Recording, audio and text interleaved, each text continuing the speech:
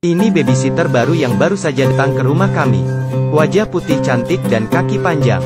Berbakat tapi tidak dihargai, ia menjaga anak-anak. Sejak dia datang ke rumah Pak Johnson untuk bekerja, punggung Pak Johnson sudah tidak sakit lagi, kakinya tidak lagi lelah. Setiap hari sepulang kerja dia pergi menjemput anaknya. Terburu-buru untuk kembali ke rumah. Karena dia memiliki babysitter, dia benar-benar mengucapkan selamat tinggal untuk menunda pulang. Nama putra Tuan Johnson adalah Cole Johnson. Dia tidak punya kebiasaan buruk. Tapi sebenarnya Cole adalah pria yang pemalu ketika dia berbicara. Bahkan hal kecil seperti mendapatkan suntikan, mungkin saja mengambil ayahnya selama 4 jam. Di sekolah, dia sering diganggu oleh teman-temannya. Ada 3 anak laki-laki yang stres hari ini. Di sekitar Cole, mereka bersikap baik pada Cole. Bocah kulit hitam gemuk mendorongnya ke tanah. Untungnya, ada Bee, babysitter, cantik dan baik. Hanya dengan beberapa kalimat, dia membuat anak hitam gemuk itu, muka dan telinganya merah. Mereka bertiga pergi dengan kesal. Bee datang ke sisi Cole, dorong dia untuk berani lain kali. On the way back, Cole memandang Bee sepanjang perjalanan. Untuk dia, Bee adalah dewi sejati. Setidaknya untuk masa mudanya, tidak ada keraguan. Hari ini di bus sekolah, sahabatnya adalah Melanie. Dia sedikit cemburu ketika dia memberitahunya. Bee jelas bukan gadis yang baik. Gadis-gadis seperti mereka biasanya manfaatkan dia saat dia tidur. Diam-diam biarkan pacarnya masuk. Sulit baginya untuk membiarkan Melanie mencemarkan nama baik dewinya. Penampilan jujur Cole bikin Melanie makin iri. Pembicara punya petunjuk, pendengar juga menebak. Cole mulai berspekulasi. Apakah Bee benar-benar akan melakukan sesuatu dengan pacarnya di rumahnya? Hari ini kesempatan akhirnya datang. Pak Johnson dan istrinya sedang berlibur.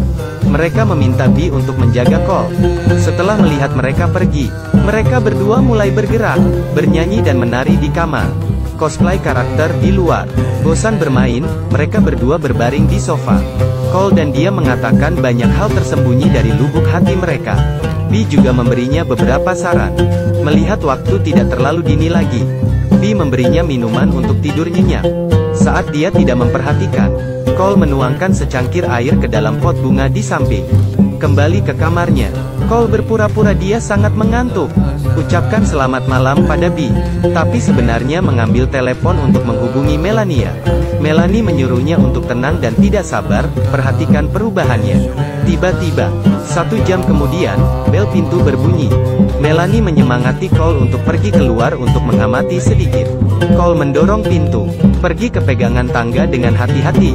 Tanpa diduga, Bee membawa lebih dari 1 orang.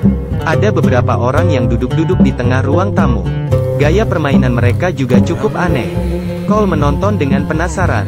Tapi ketika Bee berinteraksi dengan teman laki-lakinya yang berkaca-kaca, lalu dia tiba-tiba berubah gaya. Cole hanya melihat Bee memegang 2 pisau, menusuk dengan paksa ke dalam otak bocah berkacamata itu. Cole berteriak di dalam, "Apa sih ini?" Hanya pendarahan hebat yang terlihat dari kacamata. Orang-orang di sekitar mengangkat kacamata mereka dan mengambil darah. Mereka ternyata adalah anggota sekte yang hidup dengan darah. Bee adalah pemimpinnya. Mereka datang ke sini untuk mengumpulkan darah untuk menyelesaikan ritual. Baru saja melihat Bee memegang kotak kayu, kemudian mengeluarkan sebuah buku tua. Misi mereka selanjutnya adalah mengambil darah Cole muda. Cole berada di lantai 2 dan ketakutan dengan apa yang dia dengar. Dia tersentak dan kembali ke kamarnya. Cepat panggil polisi untuk melapor. Kemudian temukan senjata tajam untuk membela diri. Dia membuka jendela untuk menemukan jalan keluar. Tapi sekarang orang-orang itu naik ke atas. Cole hanya harus berbaring di tempat tidur pura-pura tidur. Setelah masuk, Bee memberitahu timnya. Dia telah memberi Cole pil tidur dalam jumlah besar. Jelas dia tidak mendengar mereka berbicara. Untungnya, orang-orang tidak mengetahuinya. Cole tidak tidur. Mereka hanya mengeluarkan darah dari nadinya, kemudian meninggalkan kamarnya. Sebelum pergi, Bi melihat jendela dibuka. Dia tidak berbicara apa-apa, hanya memiliki senyum sinis. Cole menunggu sampai mereka pergi. Cole mengikat spray. Bersiaplah untuk melarikan diri dari jendela. Tapi ketika dia menyesuaikan napasnya untuk melompat ke bawah, kemudian Bi diam-diam muncul di belakangnya. Orang-orang ini mengikatnya ke kursi di tengah ruang tamu. Mereka akan menggunakan dia untuk menyelesaikan ritual terakhir ini. Tapi setelah Cole bangun, pertanyaan pertama yang dia tanyakan adalah, mengapa pria kedua dari sisi kiri tidak mengenakan pakaian apapun? Mereka dengan bodohnya ditanyai oleh Cole. Pria kulit hitam berkata, apa yang kamu lihat sekarang? Apakah Anda baru saja mengajukan pertanyaan seperti itu? Cole memegang pisau. Diam-diam memotong tali yang diikat di tangannya. Tapi semua itu dipantulkan oleh cermin di belakangnya. Phoebe memuji kekeras-kepalaan Cole. Merasa bodoh itu lucu. Pada saat ini, lampu merah dan hijau dari luar menyala. Cole buru-buru berteriak keluar. Seorang pria berotot menginjak dan menendang Cole. Dua polisi mendobrak pintu dan masuk. Sayangnya, orang pertama melangkah di samping. Segera ditusuk oleh pria berotot dengan kait peralatan dapur. Tangan polisi itu gemetar, entah dari mana menekan pelatuk pada bantalan silikon Phoebe. Petugas polisi lainnya juga dengan cepat dikalahkan oleh Bi. Bahaya telah diselesaikan dalam sekejap mata. Gadis Phoebe terus mengoceh di lantai, mengatakan bahwa silikonnya yang sempurna dan tidak begitu mudah sekarang benar-benar hilang. Itu saat mereka terganggu. Cole melepaskan talinya dan berlari ke lantai 2. Pria kulit hitam itu segera mengejar. Tanpa diduga, ketika dia sampai di lantai, dia menginjak mobil mainan remote control. Pria hitam itu bersandar ke belakang dan langsung menabrak seluruh kotak bento. Cole kembali ke kamarnya, mengunci pintu dengan erat. Kemudian naik ke jendela dan mencoba melarikan diri. Tapi dia tidak banyak memanjat, pria berotot itu ada di dalam ruangan. Dia menarik Cole kembali ke dalam jendela. Tapi spray tiba-tiba rusak. Cole jatuh di rumput. Untungnya dia tidak memiliki masalah besar. Tidak dapat memikirkannya, Cole berlari ke gudang lagi. Dia ingin menemukan beberapa alat yang nyaman baginya. Dia memegang obeng listrik dan kembang api roket. Kemudian gunakan obeng untuk membuka sangkar besi di ruang bawah tanah. Ikuti terowongan, mendaki ke tempat terdalam. Menemukan spray dan menutupinya. Tapi tak terduga, gadis berambut hitam menemukan tempat ini lagi. Dia hampir menemukan Cole. Cole buru-buru menyalakan kembang api. Tapi sayangnya roket itu menembak balik. Tepat ketika gadis berambut hitam itu menertawakan penderitaannya. Tangannya menyentuh perangkap tikus. Dia berbaring di lantai sambil berteriak keras. Cole dengan belak-belakan menyelinap melewatinya dan keluar. Putar kepalanya dan jangan lupa untuk menutup pintu masuk dengan obeng listrik. Ketika gadis berambut hitam itu mendekat, dia menyemprotkan insektisida padanya. Tapi gas ini mudah terbakar ketika bertemu kembang api. Hasilnya bisa dibayangkan. Cole juga didorong keluar beberapa meter. Memikirkan saudari berambut hitam yang terperangkap di dalam. Mungkin sudah benar-benar depresi. Pada saat ini pria berotot muncul di belakang punggungnya. Dia sangat menghargai keberanian Cole. Dia bahkan mengizinkan Cole berlari 40 meter ke depan dan kemudian dia akan mengejarnya. Cole dengan cepat berlari menuju hutan. Dia melompat ke dahan pohon. Kemudian tangga itu membantunya memanjat pohon. Dia berpikir bahwa semuanya berjalan dengan baik. Tapi tiba-tiba pria berotot itu memanjat dari pohon yang lain.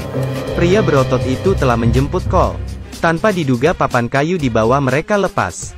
Pria berotot itu melangkah di udara dan tali secara langsung menekan tenggorokannya. Cole melarikan diri dengan mudah.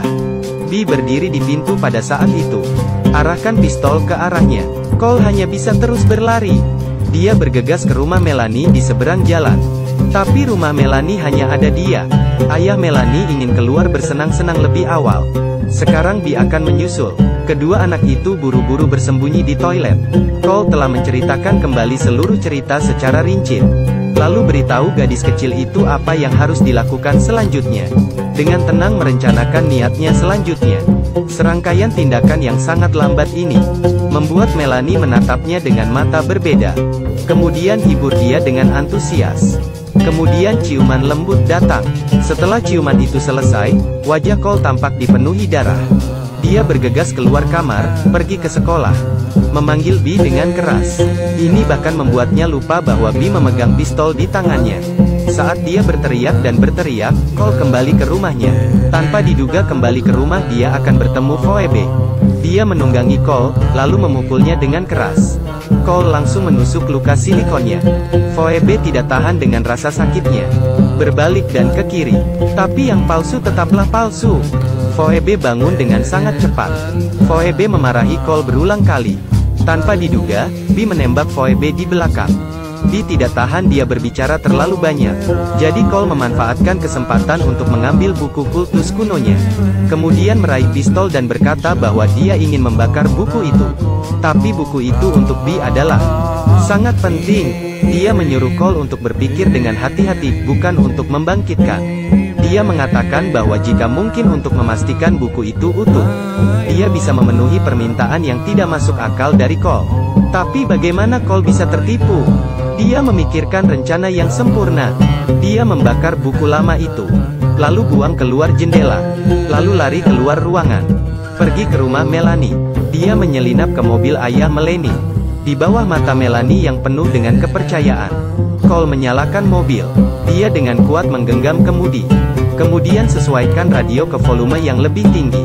Kemudian pergi ke arah di mana dia baru saja melemparkan buku itu ke bawah.